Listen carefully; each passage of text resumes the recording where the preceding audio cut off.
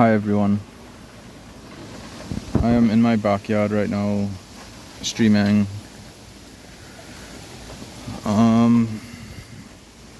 So yeah, I decided to try to create a well, this is like a project, I guess, that I just decided to start. It's a silvo pasture is what it's called. It's where you mix an orchard with live animals, and right now I have chickens back here. I had rabbits at one point too, but they were a bit too hard to keep in and they kept getting out, so I just have chickens now. Plan on having like maybe 6 chickens. I have 3 right now, but I might get more, maybe like 8 or so. The idea was to grow oranges. I have 6 different orange trees, actually 5 different orange trees. I have Rolina, which is like a sugar apple. I have soursop. I have coconut trees. I have avocado, padu, great chima, which is a Brazilian cherry, plantain, Sikia fig, dasheen, pineapple, guava, and something called miracle berry. So yeah, I just started it as a fun project. I always wanted to see what you could create value-wise from land. So I'm sort of into this permaculture and autonomous living, you know. I kind of believe in that whole American dream, which is basically having your freedom, full individual freedom to express yourself in the ways that you want. And I think that and also the main reason as well too is we spend 50% of our salaries on food on average, and a lot of people suffer from not having enough food. I think it's like quite a high percentage of people are not able to get all the food that they need, all of the nutrients and nutrition from their salary. Most of it goes into food, and it's a struggle. So I think a lot of people are having these issues these days. I'll show you. Yeah, so those are 2 chickens there. One is a Jersey Giant and one is a Black Copper Moran, and then I have a ISA Brown. So I get eggs from them every morning. Yeah. So I'm trying to remember what I was just saying. Right. So the food is important, and so I just did this for fun. I wanted to see, well, let me see how much I could get from my backyard, and through experimentation and gaining knowledge, I've realized a few systems that make it possible for me to get everything that I need from my backyard with minimum amount of work. So it's a very effective system. I'll take a walk around and I'll show you guys what I've done. I have one gray system right now set up going towards this rough skin lemon tree here. This is rough skin lemon. Oh yeah, I forgot also, this here is a black sapote.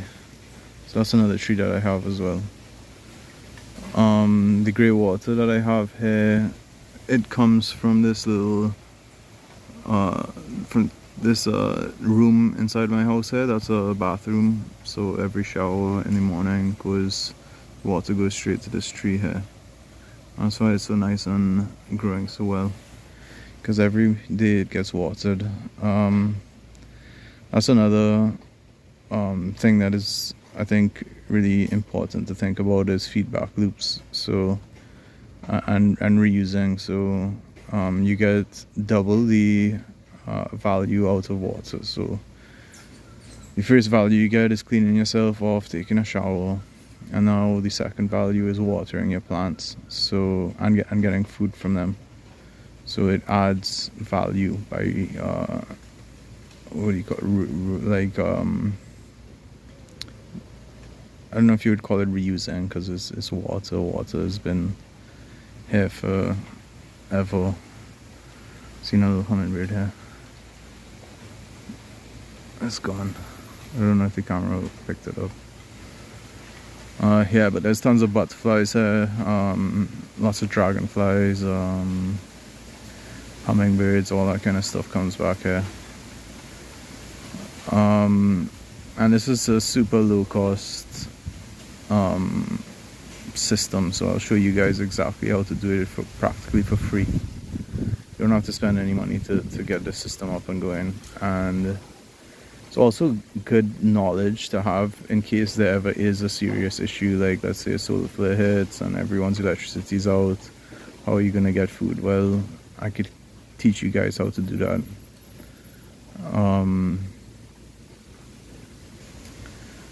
What else? Well, yeah, just the enjoyment of being back here, you know, having a hammock set up and kind of chilling in my backyard is much nicer than being in the house. I think this is probably where I'll start streaming from, because it's just a little bit more interesting being back here. There's this big ravine here. You could go up into the woods back there, into the jungle. It's really nice back there, and there's a trail also higher up that I could go. I've never been yet. Maybe one of these days I'll unlock the fence and I'll go up there.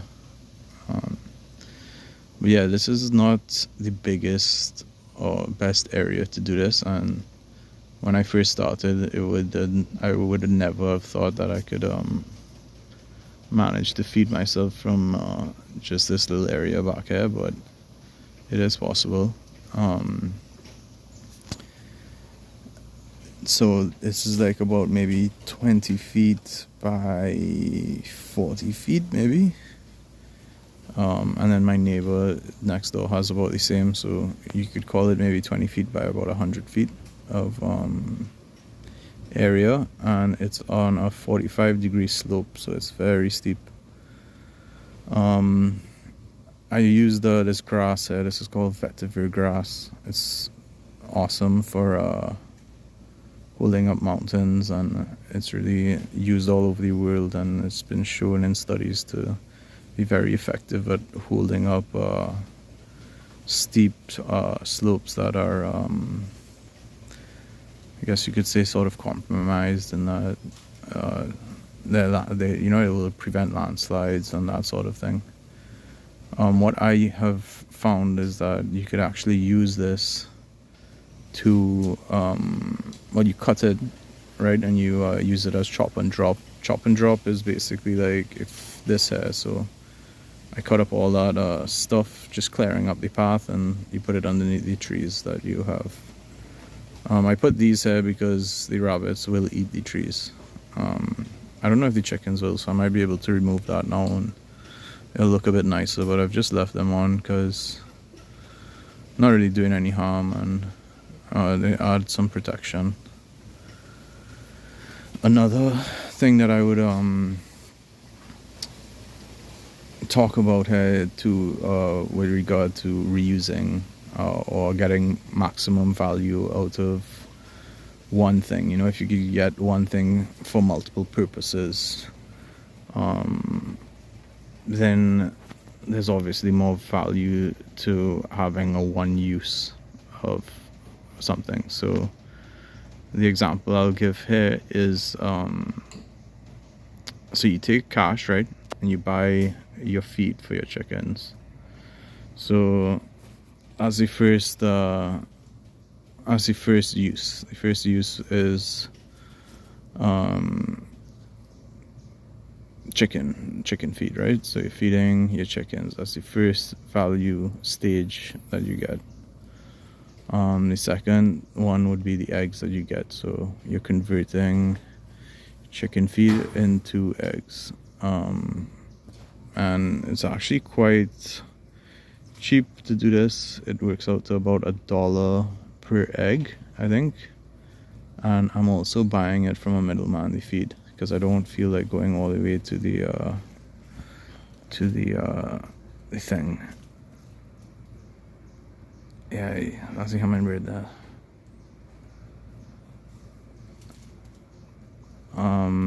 So yeah, you get the first thing is the eggs. The second one, the first thing is the feed. So you're feeding your chickens, and you get eggs from your chickens. So I think $1 turney is divided by 6. So that would be something like, I don't know what, 18 cents or something like that. Per egg US. So it's pretty good. I think a pack of eggs, a dozen of eggs in here, free range eggs would be like $50 or $60 for 12. So you get a lot of cost savings just from that alone. Right, and now the third use case that you get from this value added would be fertilizer for the trees, because the chickens are shitting underneath the trees and they're providing nutrients for your plants. So now instead of buying fertilizer, you're just buying the feed, and the feed is giving you all of these use cases, I guess. So very effective and efficient way of getting your food. I don't enjoy eggs all that much, like boiled eggs and stuff. Something to take note of with boiled eggs is that you can't, you shouldn't overcook them. When you overcook them, they get like a green thing on them. I don't know if you've seen that before on boiled eggs, but when that happens, that's actually sulfur, and that gives you really nasty farts and a lot of gas and makes you feel uncomfortable and not good. So to prevent that, you don't overcook them.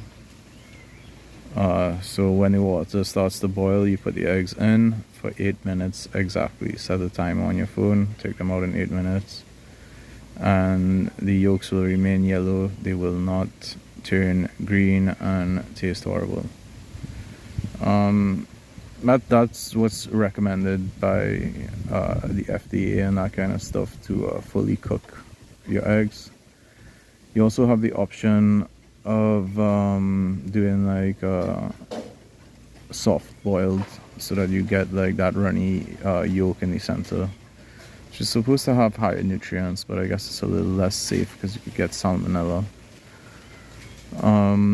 Salmonella is found in all like reptiles. Chickens are reptiles. They have a different digestion system, and that's what causes salmonella to be in their shit. So if there's shit on the eggs, there's a higher chance that you will get salmonella, especially if it is over a long time. Like if you have it for a week and it's just sitting there dirty, that's an issue. But you don't have that problem with chickens, because they're not gonna shit where they're laying, in their lay box. They keep their lay box very clean. They're always cleaning it out, so you have really nothing to worry about there. But yeah, I don't really like eating eggs every day, but luckily eggs are very versatile and useful in the kitchen, so you could do a bunch of different things. You could also just do sunny side up. Sunny side up, it was always my favorite when making eggs, sandwiches, and that sort of thing. You get some lettuce, some bacon, some ketchup, some mayo, maybe some cheese. I mean, you could do it how you would like.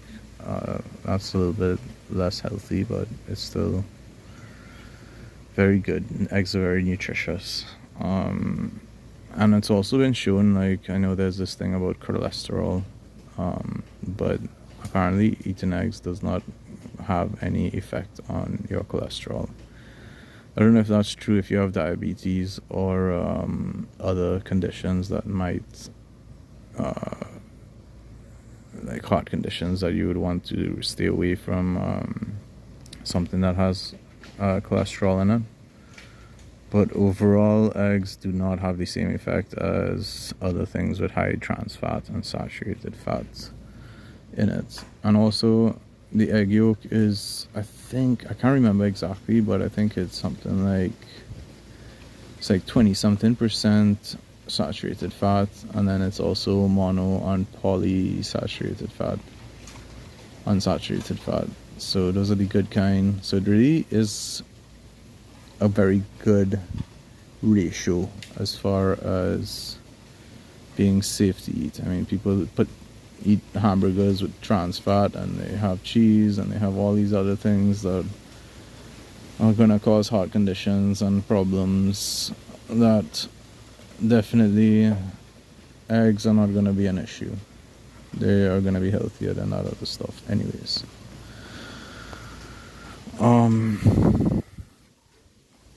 Yeah, so recently I discovered something called Japanese pancakes. I bought I think it's called a blender stick. So it comes with like a blender attachment, and it also comes with a whipping attachment. I forget what those things are called, but you know, the thing that I don't know, it kind of looks like this, and it spins. Whatever that's called, a whisk, I guess, yeah. So, it's a real simple recipe. You separate your egg whites from your yolks. You put your yolks in one bowl, you put your egg whites in another bowl. You put a 1/4 cup of sugar. I think you could probably use any type of sugar you'd like, but I've used granular and got a good it turned out really good. And then the yolk, you put about a cup of flour with the yolk, and then you mix that as well with the same whisk. And after you mix the two, you mix the yolk so that it just comes out kind of like a kind of like this, like it's like kind of like a gooey kind of thing. It's like a thicker kind of like soft thing. So I use between 4 and like 6 eggs. You could go up to like 8 eggs. The recipe I'm giving you is for 4, so you could just double it to 8, or you know, kind of mix and match with the amount that you have. Just get the right ratios, and it should turn out just fine.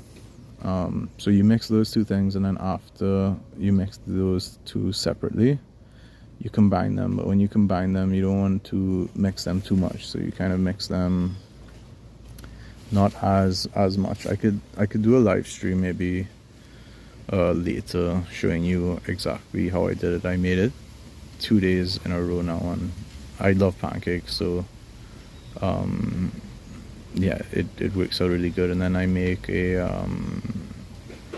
like a heavy whipped cream, or like I just have like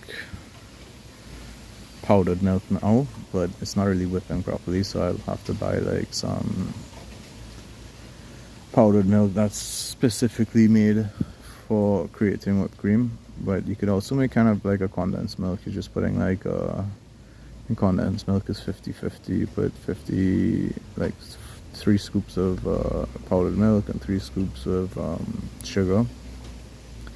You mix that together, and that's going to give you like just a syrup, you know, like a condensed milk syrup.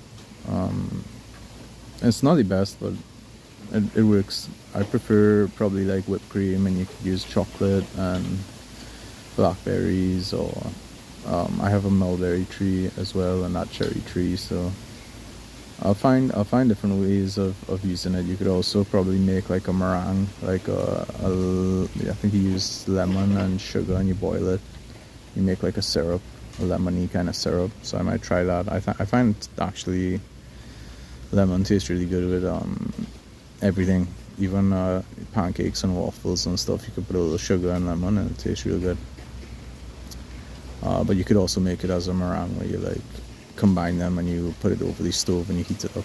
I haven't made that yet, but I'll try it out. I'm sure it's pretty simple. But yeah, that right there is basically all the calories that you need. That's 2,000 calories right there just from having 6 chickens. And what you choose as far as fruit goes is fine. Citrus, I chose citrus just because it's what does it do?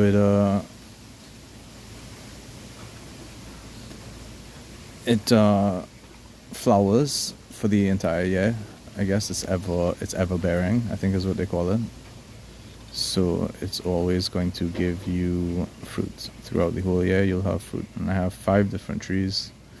Each tree should give me about 200 fruit per year if they're at the optimum. They're about 5 years old now. This is a Otnick orange. You can see there's a small one right here. There's another one on the tree. I don't know if you're getting that, if you're seeing that. Yeah, right here. That's a small one. And then no, I can't see it from this angle. But yeah, there was about 10 or 15 on this tree this year. That was the first year that it bear. It's on its 5th year. The 4th year I didn't really let it bear. The 3rd year I didn't let it bear.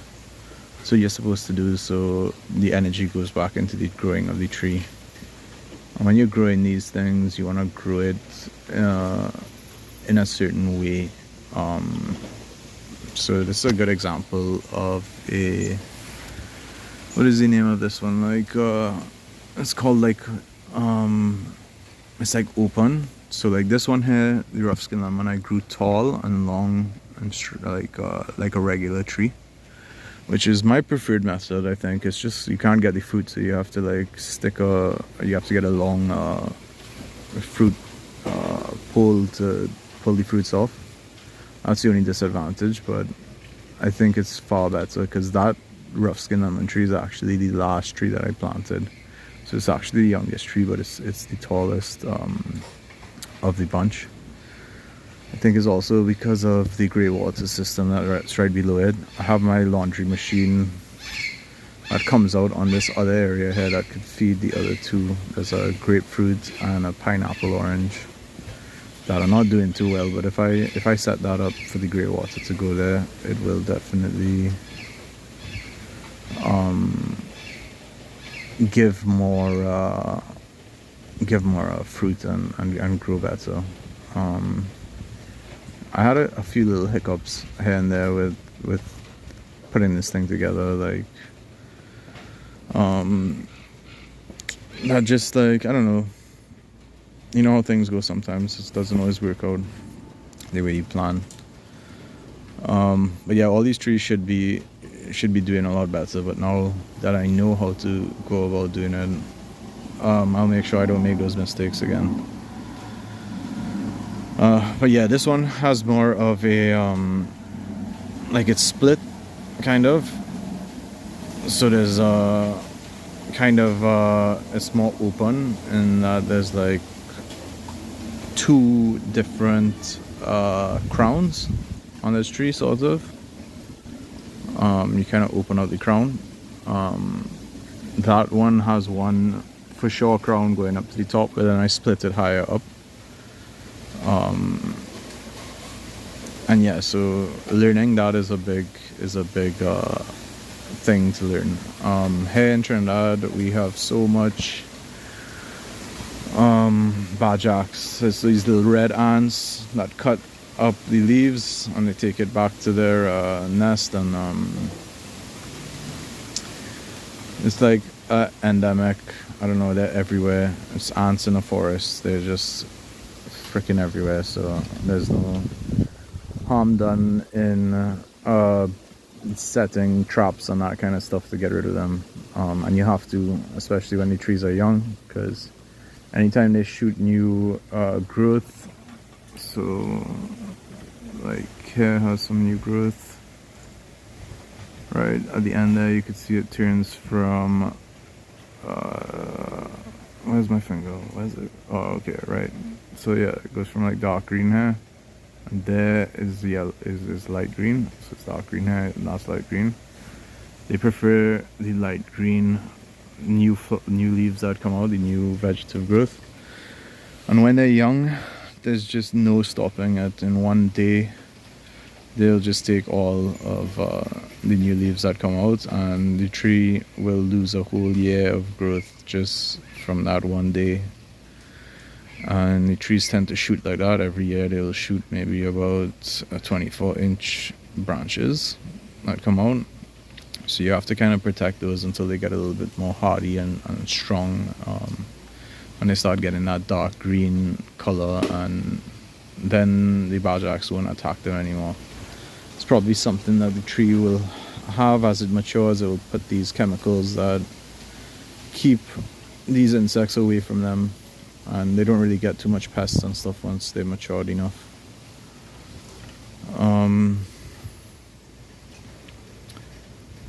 Yeah, so this Ordnance orange is flowering every it is like on that perpetual growth sort of thing going on with it now.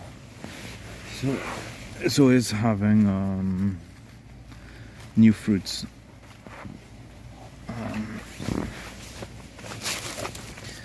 So yeah, let me take you for a little tour quick.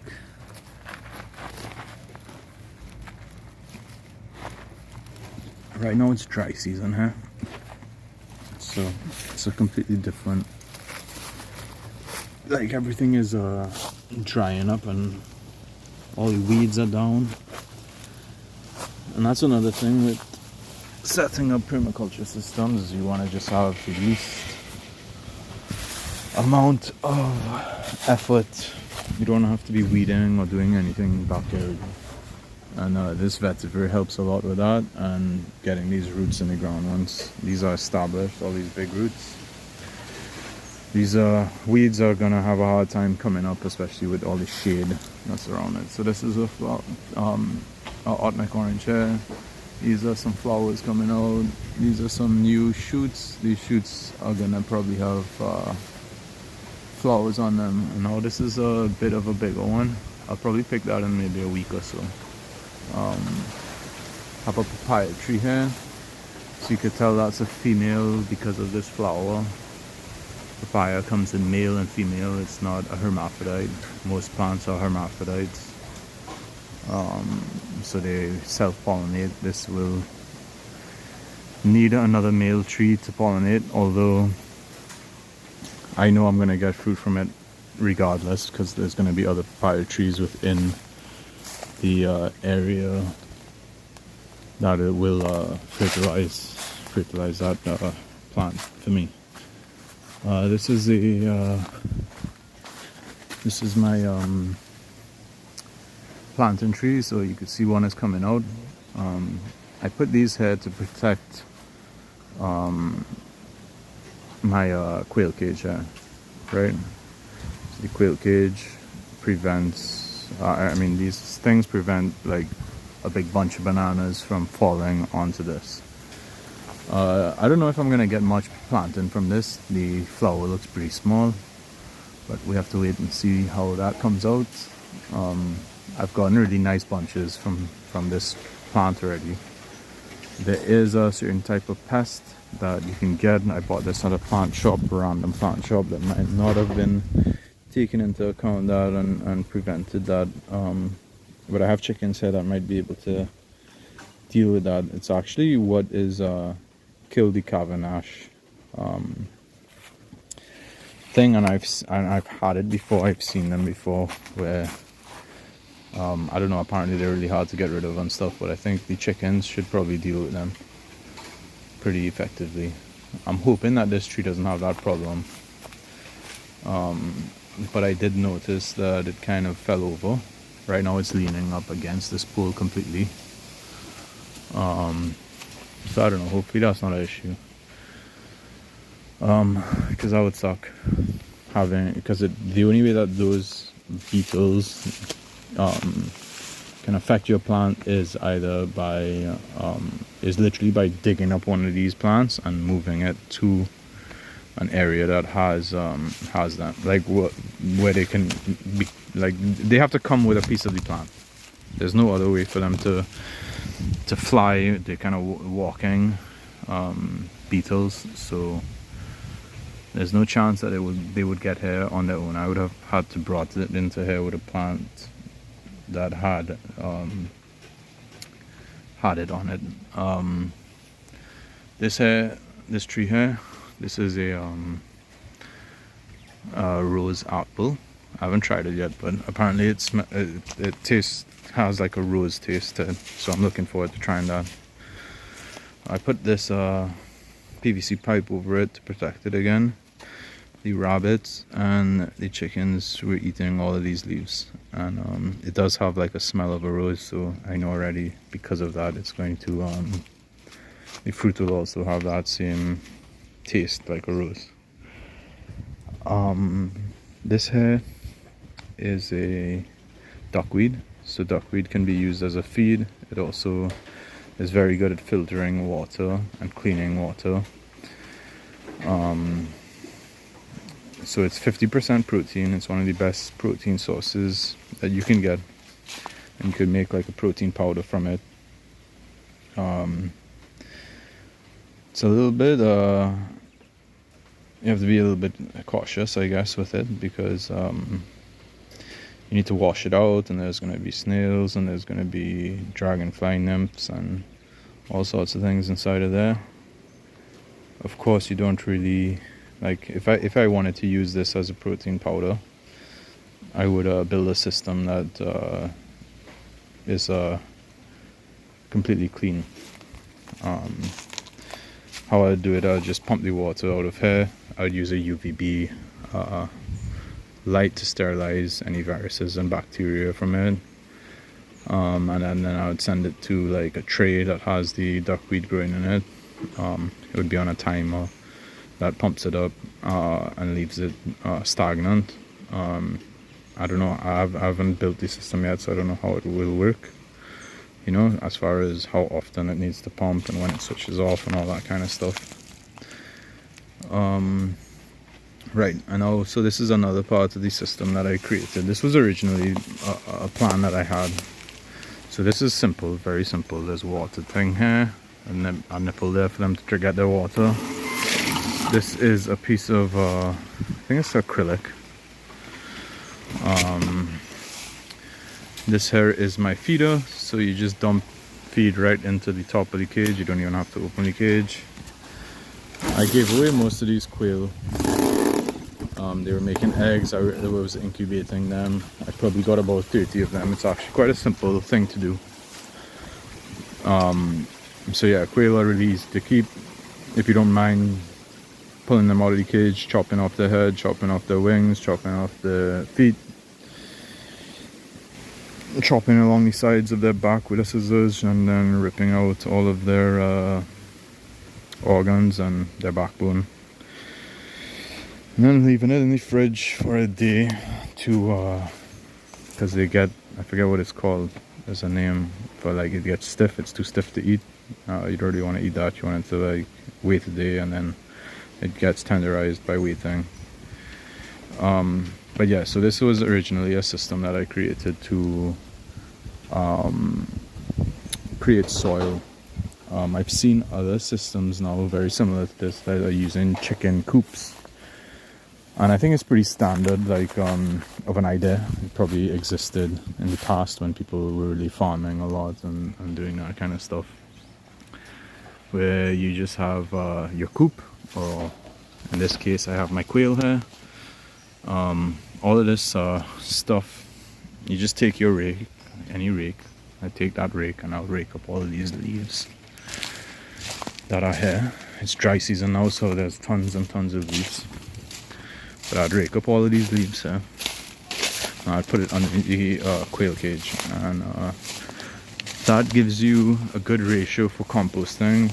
The best ratio is I think 90% of this stuff, 90% of brown material, and 10% green material is the ideal composition for a thing. But so here the green or the wet material that I have would be the quail shit.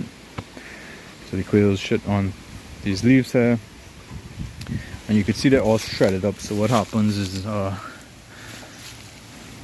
it creates an environment for flies and different things to come in here and kind of I mean, you're not seeing any here right now because it's dry season, but in rainy season there will be more. Still, overall, it's a very clean system. And yeah, I could have up to 70 quail in here, but around 40 or so should be okay. I don't know if I'm gonna follow through with that. I might put maybe lovebirds or something back here instead, and then I'll just sell the lovebirds, because it just makes more sense to me. I think it's cheaper, and then that way, I don't know, I'm gonna try this thing where I'm just doing the eggs for now. I want to see how that goes, as like my main source of food, and it'll be free, so that's cool. Any money that I make could just go to my own enjoyment of life. Yeah, and it'll serve the same purpose of what it's doing right now, even with pet lovebirds or something. And it's $100 for like a budgie or a lovebird. I think these go for around $20 for a quail. Quail lay eggs every day, so that's pretty cool. These are very old, so they're not laying as much. Again, actually they're not laying at all. This is a rooster, and that is a female. You can tell by the coat, the color of their feathers. That's one of the eggs there that they laid. Yeah, so this is Sakia fig here. I've gotten a lot of Sakia fig from this plant. I have this pole here. This is from scaffolding that wasn't in use, and I was able to just acquire it by taking it. I was given it for free. So this is actually used also as a roost. It wasn't really intended as such, but the chickens go up here every night and they sleep on this pole. That's to get away from the cats and the mongoose and the snakes and all the different things that are back here in this jungle. And yeah, they've been here for about 3 years now, so it's an effective solution. This here is Rolina. That's what I was telling you, similar to a sugar apple. Tastes really good. I love this type of fruit. The only issue is it's similar to soursop and it has certain chemicals in it. This is a soursop tree here that I'm cutting down, but it keeps coming back. Yeah, there's something that causes like dementia and stuff in these fruits, so it's not very advisable to eat them. I probably will cut this down at some point, but it's not a loss, because anytime you plant anything, you get a kind of like a matrix in the root system that creates more structure in the soil, so overall it's a benefit. And this was like one seed that you just put in the ground. There's like 100 inside of that fruit, so it's pretty simple to do. Why not throw it in the ground? I'm probably gonna put a coconut tree here, I think. I'll just put it to grow up in between here. I'll leave both of these. At some point I might chop that one down. This here is a canstill, that's what it's called. It's an egg fruit. It's like this little yellow fruit, and it has the consistency of like a cooked egg yolk. But it tastes kind of like sweet potato, I guess, a little bit sweeter. So you can see these chickens are underneath there. They're already like, you'll see they'll scrape and, look for different things to eat. So yeah, that system's really good. The system I saw was like with a coop. They put all the leaves and all that stuff underneath the roosts, because when in the roosts, like you could see back there, there's a lot of shit. Wherever they roost, they poop a lot at night, so all of that wet material goes onto the stuff, and then they turn the compost for you. So there's no work, it's zero work system. Chickens are doing all the work for you, which is really nice. So yeah, so this tree here, that's a black sapote. This one down here is a soursop. That's my feed box. So I just take my feed from there and I bring it up to this little house up there that has the feed in it. So this is my lime tree. Bamboo fell on it once and kind of frigged it up, so that wasn't so great. This is a Portugal, and it's not doing too good. But again, it doesn't really matter that much. Just get stuff in the ground, and I'm sure it will come at some point. I just don't fertilize it, you know, I don't give it enough water, but it's been working out pretty good so far. So there's my three coconut trees that are in my neighbor's yard, but each tree should give about 200 coconuts, so that's a lot of coconuts for everyone. And I'll probably be able to get some of those. Coconuts are also extremely nutritious. There's 1400 calories in every coconut, so that's almost all the calories you need in a day for 2000 calorie diet. Actually, some days I do, like, I guess you could call it like a cleanse or some kind of thing, but it's not the best diet. You could have, like, you know, you do like a smoothie with the coconut meat and everything in it, and yeah, it's like very ketogenic as well. So this is the feed box here. The chickens actually lay in here as well. There's no eggs in it right now, but it's multi-purpose. It's feed in here, and it has eggs as well too. So very useful and simple. So they roost, and that is all you need for chickens, and they will be happy. So yeah, it's a grape tree here, grapevine. This is Molly vetiver. As you can see, it's like really steep. So yeah, the feed box there. I'll just walk it there. And I use this, so I fill up my feed in there. That fits about, it's almost like a week or two of feed inside of that protein thing, and then I put it inside of the feeder. So yeah, once a week or every 2 weeks, or once every 2 weeks, you'll fill up that. You just fill up that feeder, and that's all the work that you have to do. Back here, this here is a guava. This is a grapefruit, and this is a pineapple orange. Over here, I have avocado here, and I recently cut down a Thai coconut that I had there too.